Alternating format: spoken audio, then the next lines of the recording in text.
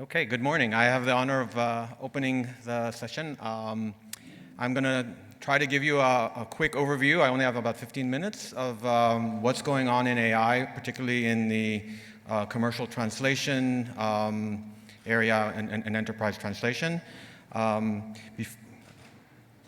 So for those of you who don't know me, just a very quick introduction about myself. I'm currently the VP of Language Technologies at a company by the name of Unbabel. Unbabel is a scale-up company. I've been around for about 6-7 years.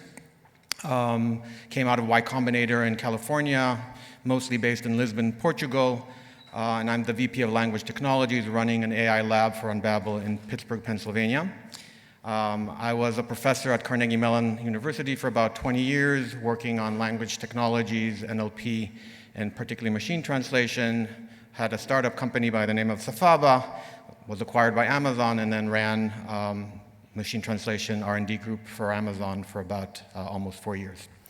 So I have a lot of experience sort of on both the research side and then sort of more enterprise commercial side. So for those of you who have not been following what's been going on in the commercial world of translation, we started, of course, 25 years ago with content being primarily in English, but that's clearly not where we are today. So content on the web is in many different languages. So it's not just that the distribution of languages has changed. That has to do maybe more of original content, but particularly in the global enterprise space, companies generate tons and tons of content and need to quickly make that content available in many different languages. This has been traditionally handled by a translation industry that is quite large and growing quite quickly, but the traditional approach of the translation industry was very human-based. So the picture today, even today, is there's a bit of a dichotomy between two kind of worlds. One is the human translation world, where the traditional translation industry was, which is unable to scale. We have about 500,000 human translators across the world. Most of them are freelancers and are being contracted by many different companies to do human translation. They can handle, in the best case, about 1.5 billion words today. The other side of the picture is fully automatic translation, machine translation only, which is orders of magnitude, generating many more translations a day. Maybe Google Translate claims to do about 140 plus billion words per day. But in many cases, particularly enterprise cases, doesn't have the required quality for enterprise use cases. So just a picture of what the traditional translation industry typically has looked like and why it's been so difficult to get technology into this industry is that it's an extremely fragmented industry. It's very hierarchical. There are some very big commercial translation companies called language service providers.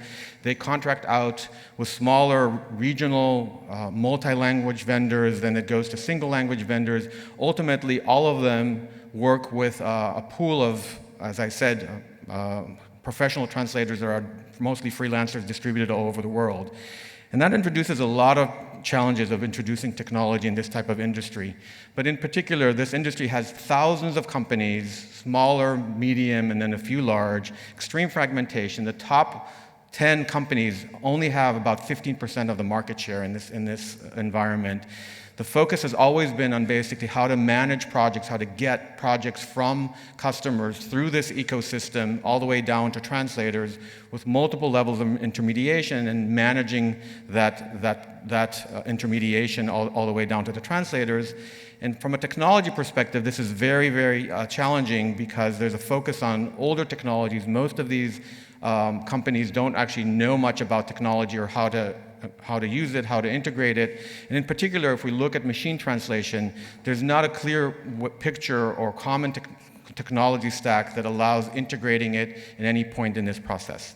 So there's lots of integration challenges, and the business model has typically been price per word, and there's a lot of pressure on reducing those costs. So the bottom line from all of this is that all the translation companies of this traditional industry together are probably able to translate maybe 1% of relevant content that's produced every day and requires translation, particularly in enterprise, large multinational enterprise settings.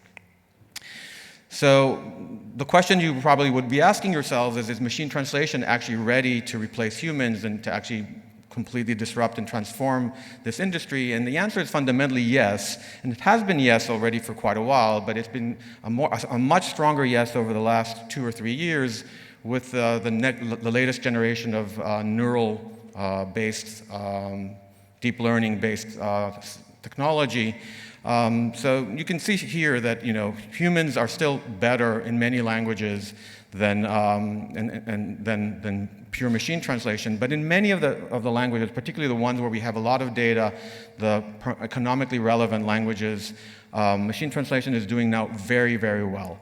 But this is a very general picture. The nuances here are a little bit more specific.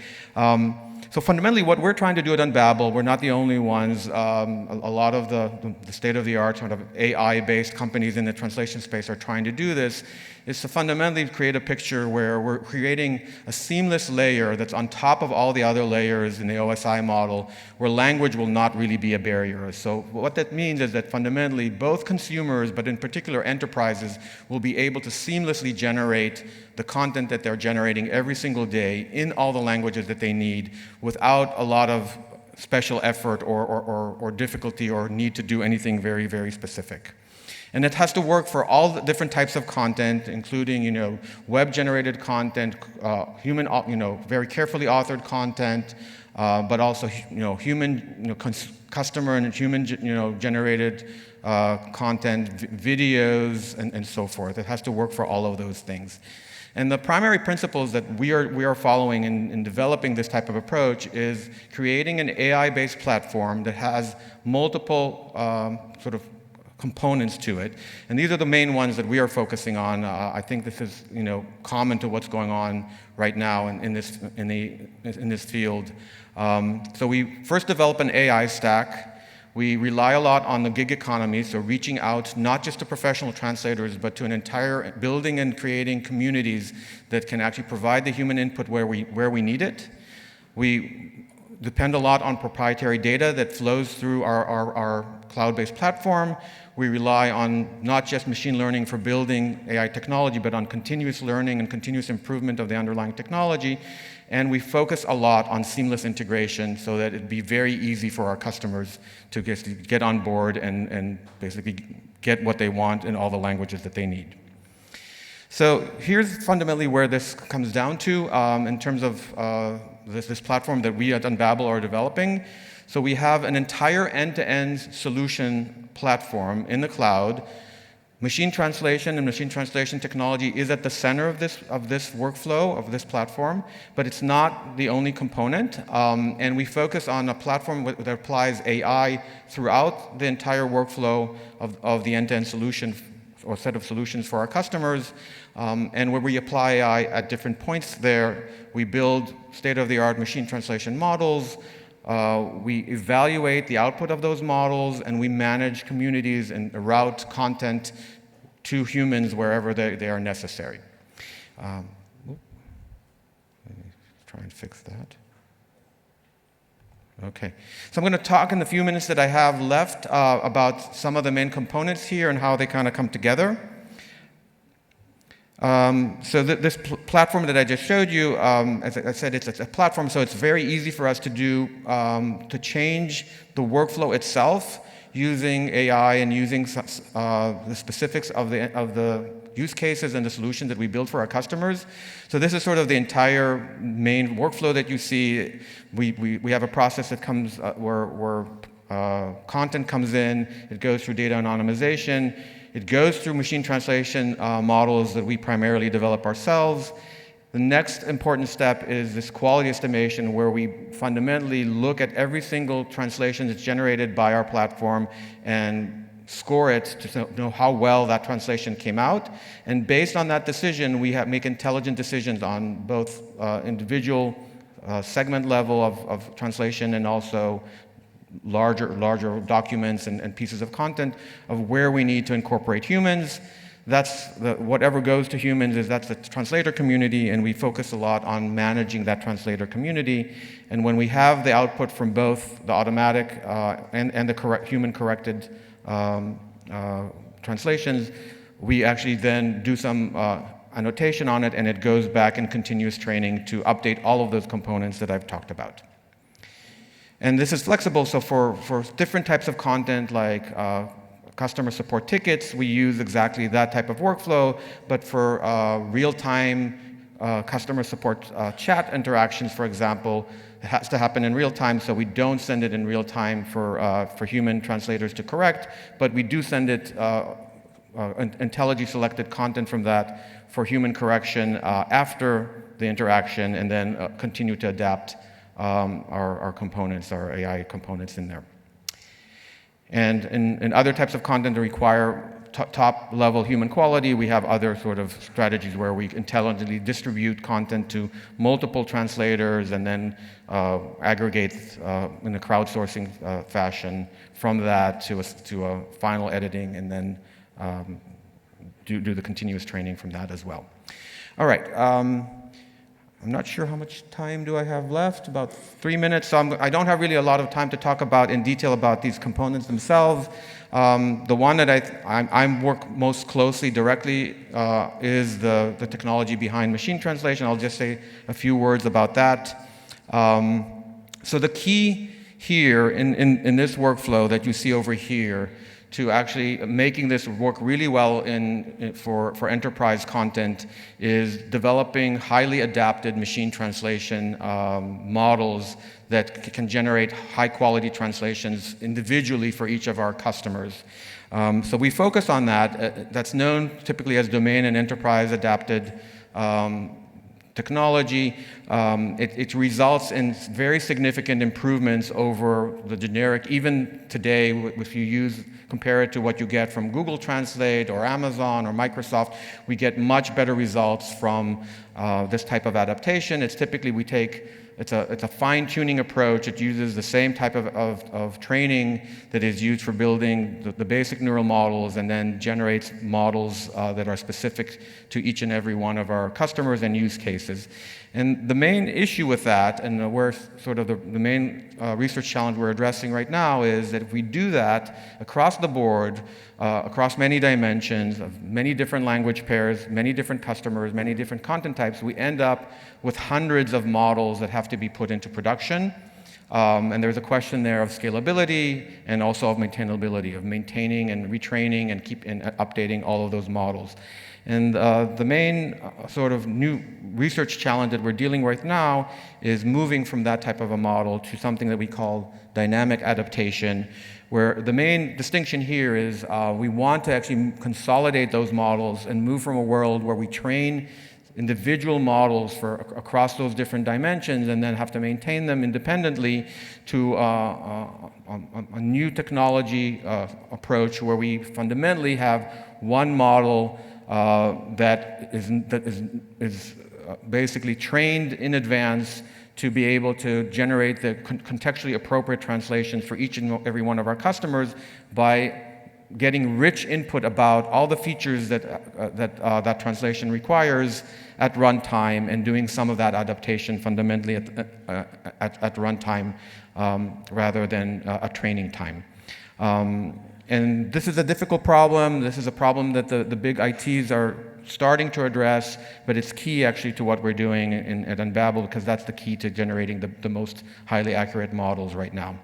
We're working on a bunch of other machine translation challenges. I won't have time to actually go into that. So if there's interest, I'm happy to talk about a lot of the research challenges that are involved in this particular area in the break or any time you can catch me. Okay, I was hoping I would still have time to talk a little bit about some of the other components that we focus on, particularly quality estimation and managing translation communities.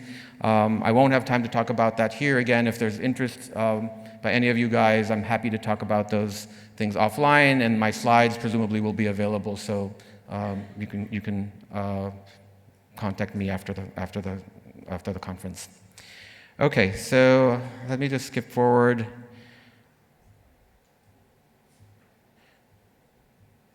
All right. The last thing that I wanted to talk about is these seamless integration. Again, we have an integration. We focus particularly on customer service and customer support use cases these days. We work with all of the common platforms that provide that big enterprises and in general multinational corporations use these days for customer support. You see some of the names on there. We have integrations with all of them.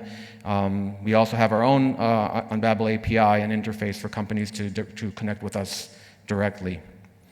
So just to summarize the message that I wanted to kind of deliver here today, so the enterprise translation in this age of AI really needs to focus on end-to-end intelligent solutions to major enterprise multilingual use cases.